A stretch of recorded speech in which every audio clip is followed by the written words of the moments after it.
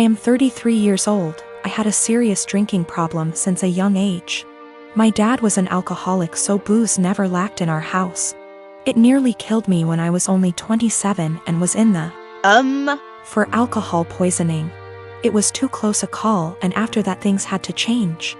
With my wife's support, I went to rehab, and proud to say I've been sober 51//2 YRS. My flatmate invited our friends over yesterday. It was 7 of us in total, including his friend, Mark. I've met Mark maybe 3 to 4 times over the last 2 years, and while we're friendly, I honestly don't know him that well. But you can tell he's a party guy. Likes to get loud, take shots, makes gross comments sometimes, etc. Mark brought several cases of beer and a bottle of tequila with him, so everyone was drinking and having a good time. Mark kept offering me drinks the entire night, which I'd politely decline. It's like he made it his personal mission to get me to drink by egging me on. Saying every time he sees me I'm either drinking a soda//water and it's okay to let loose sometimes. He resorted to teasing me into drinking, calling me princess. I don't know what that had to do with not wanting to drink. All my friends there knew what I was like before, how bad my drinking was, so they kept trying to steer the conversation so he'd forget about me. But every now and then he'd hand me a shot glass or a beer and would not let it go even after telling him yet again that I didn't want to drink. My wife became uncomfortable with his behavior. I think she was worried I'd actually drink. She grabbed the shot glass from me, dumped it in the sink, and told him to stop it already. He looked between us and grinned like he understood now. Mark joked that maybe we should get my wife drunk first, then that'll get her to loosen up the leash she has on me. I'll admit, that made me see red. I got in his face and told him, actually I don't drink because last time I did I almost King died, so unless you want me puking everywhere and having seizures you should shut up and leave my wife out of this. Wiped the smile off him real quick and he apologized. The rest of night went on and he finally left me alone. Our flatmate did confront me in the morning because he thinks I was too honest with Mark, and it wasn't his fault, he didn't know. He was just joking around and I made him feel bad. Our other friends agree he was being too pushy and deserved being told off. My wife agrees, so he's the only one right now that's taking Mark's side. He said I could have ignored him until he gave up instead of bringing up an uncomfortable truth from my past. Now yes, I could have just told Mark the truth without full details, but felt that's none of his business and a no should have been enough. I only got carried away when he decided to include my wife in his jokes. So yes, I am wondering if I was a bit of an a-hole for what I told him instead of keeping the peace. I met her 2 years ago when we worked together and quickly became very close. She helped me through the darkest times of my life. I was mid-split with an abusive ex when we met. And I helped her through some really tough and unimaginable things. There were lots of rumors at the time we were seeing each other, and everyone assumed we were an item. But for the past 2 years our relationship has been purely platonic. She was my best friend, and up until a few weeks back I don't think we'd even ever hugged. Fast forward to a week ago, she came over for dinner and wine. This is very common and normal. We had more than usual and she was over the limit, so couldn't drive, so she stayed the night. We slept in the same bed but apart and no physical contact again. It was completely normal and just as expected. We somehow didn't get up and ended up staying in bed until 10 p.m. the next day just talking. Sometime during that evening she got upset about something going on in her life. I rubbed her back while telling her everything will be okay, and then we just cuddled. Probably the first bit of real physical contact between us, but nothing was sexual. Didn't feel weird, and she went home and it was all okay.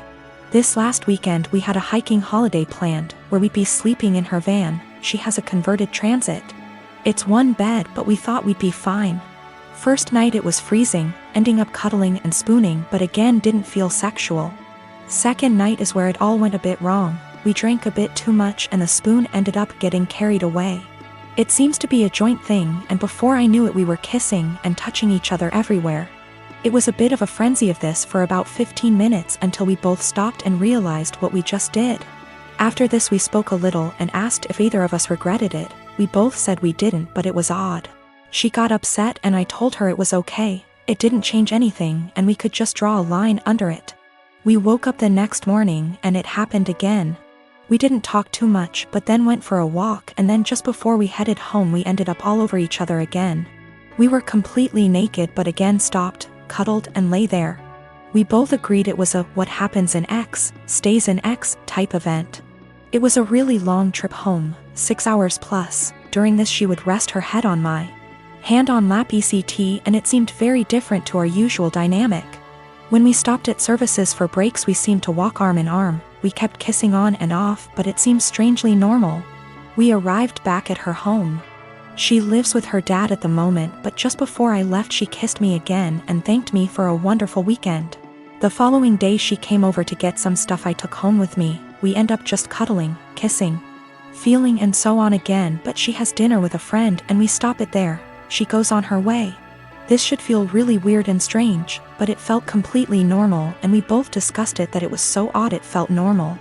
Yesterday she turned up unannounced at my place, which is not a normal thing, with coffee and donuts. We end up talking, cuddling, kissing again, and then we end up talking about what this is, the big problem. Neither of us were sure. She got panicky and burst out in tears and left. She said she was really scared and her words were, "I think I will end up pushing you away and hurting you, and I don't want to do that to you." I told her I would come and see her later and talk. I drove to her house, but her ex was there, another slight issue. They broke up 6 years ago, stayed close friends. He is a lovely bloke, but in his head he is certain they will get married and have children. She's had the conversation with him, but he seems to shut it off. If he found out she was seeing anyone he would get extremely angry. But there's so much family history intertwined between the both, it's really complicated. For that reason she has avoided seeing anyone in the past 6 years. The reason he turned up is she hadn't responded to him since the night we kissed. I went home when I saw his car and just said she could come to mine to chat later. She turned up, sad and very emotional. She explained she ran off because she is terrified of losing our friendship. I said let's just cut the romance out, draw a line under it and be friends again, but she seemed to not speak much when I said this.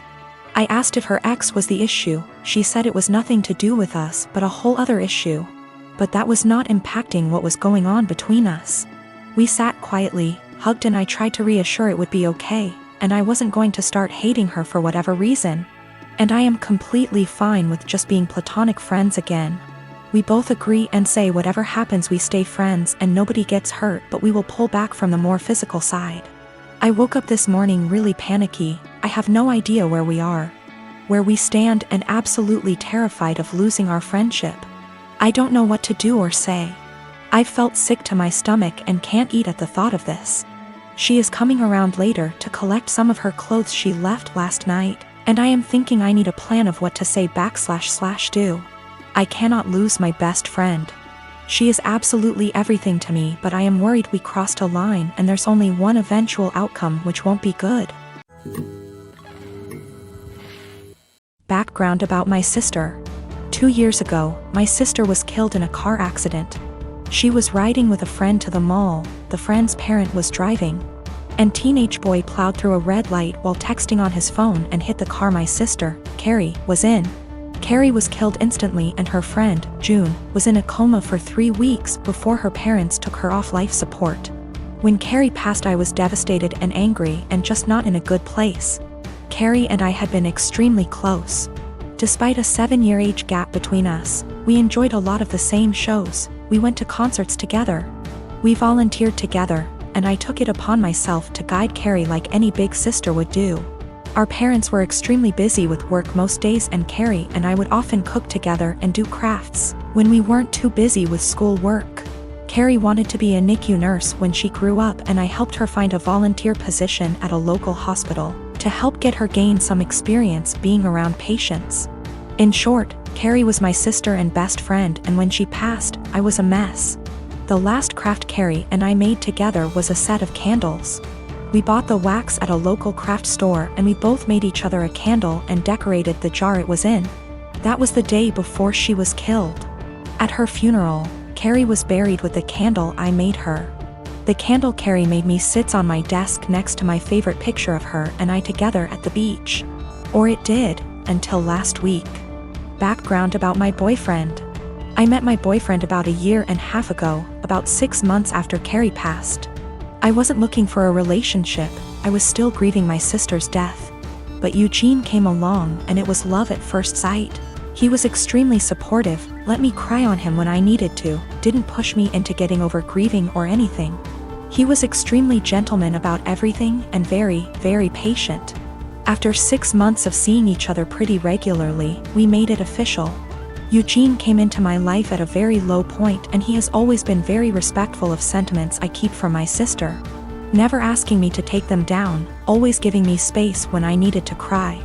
Eugene, along with most, if not all, of my friends and family know about Carrie's candle. There was a point after she died where I would take the candle with me everywhere out of fear that someone might light it, or steal it. Or who knows what. The point is, that candle was and still is a very important part of my life and something that my sister made for me and me alone. When Eugene and I moved in together about 4 months ago, I packed away most of the reminders of my sister and put out the candle and picture on my desk. I felt that this was a huge step because when I'd lived just by myself I had pictures everywhere and a few knickknacks laying around from my sister. I wanted to make Eugene and I's home our home with just a small part of my sister there. Eugene understood and was very supportive. Last week, we had a massive winter storm that knocked out power. We didn't have power for 3+ days.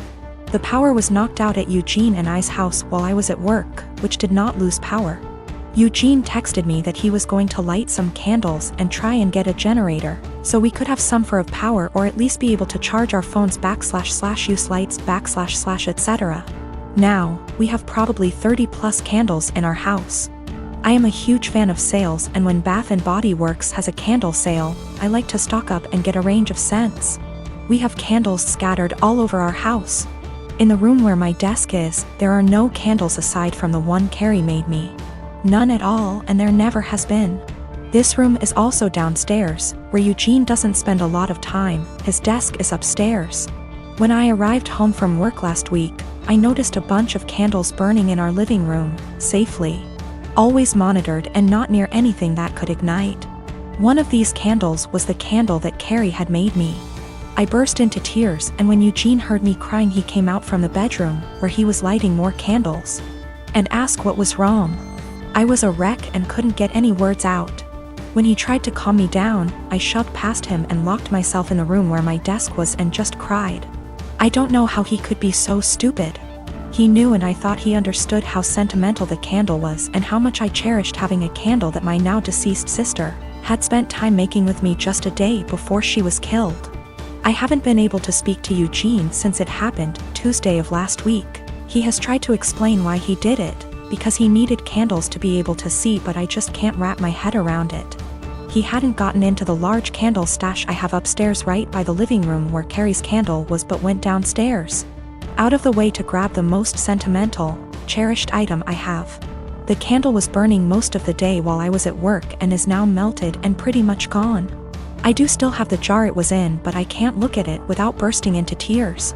Eugene says it was an accident, but I just don't believe that. He said he was getting around to lighting the candle surplus we have upstairs, but just hadn't gotten there yet. After being home 6 hours alone with no power, I am heartbroken and feel like this is a major slap in the face. I feel disrespected. I feel like he disrespected my sister. I just don't know what to do. I don't feel like I can forgive him for this. I am 25 years old and I am getting married to my fiancé Kevin next month. My family love Kevin and Kevin loves them. However, my mom is the brutally honest type who constantly dish out her opinions and thought on what people wear, how they look, how well off they are. Mostly negative, tasteless, backhanded comments. She says she can't help it and that no one should be offended when she's just being honest. When she met Kevin, she kept making comments about him, his car, his degree, etc. With time and strict conversations I was able to get her to show some respect. But she kept annoying Kevin by constantly talking about his hairless face. His face is clean, he doesn't have a beard or mustache, which he can be very insecure about. He comes from Irish origins, so he's white, he has no facial hair, while I'm Hispanic. Mom made jokes with her husband about how unmanly it is to not be able to grow a beard or a mustache. Those comments hurt Kevin so much. I had a very stern conversation with her, and she said, "Oh, I didn't realize those remarks were offending him. I was just teasing him, or, you know me, I'm just giving my humble, honest opinion, so he shouldn't take it personal and should learn that this is how I am." She ended up sincerely apologizing to Kevin, and we left it at that. As the wedding is approaching, Mom decided to give Kevin a wedding gift and also to let him know how sorry she was for her past behavior. She invited the whole family for dinner and decided it was the perfect time to hand Kevin his wedding gift. He thanked her, but she insisted that he open it right there and then and show everyone what she got him since she knew him that well already. He opened the box and found a set of shaving tools with a shaving cream. Kevin stopped for a sec and kept staring at the gift. My stepdad took it and showed everyone, then Mom and others started laughing while stepdad kept saying, "You get the joke, Kev? You get it?" And my brother running around the table laughing with everyone. Kevin got up and walked out. I was so mad I lost it on Mom asking why she did that and humiliated Kevin in front of everyone. She told me to relax, she was just messing with him, but I said she knew how he felt about this topic and demanded she apologize. But she said no since she wasn't responsible for his reaction and thought he was going to laugh along. I angrily said no apology, no wedding invitation, period, then walked out. She freaked out, tried to say we overreacted to a joke, and my brother said I was crazy to exclude Mom from my wedding over something so stupid. He said Kevin should get over it since it was a joke, but I refused to send an invitation and withheld until / unless she apologizes. They think I'm unreasonable choosing this to be my hill to die on and called me disrespectful for how I treated my mom. I'd like to point out that my brother and stepdad and uncle sometimes take part in teasing Kevin. My brother, who's 31 years old, would sometimes either brag about his goatee mustache in front of Kevin or tell an indirect silly joke about this topic which would irritate Kevin and just spoil any family gathering we have. But Mom is the one who started this whole campaign, and I've already had conversations with her about it.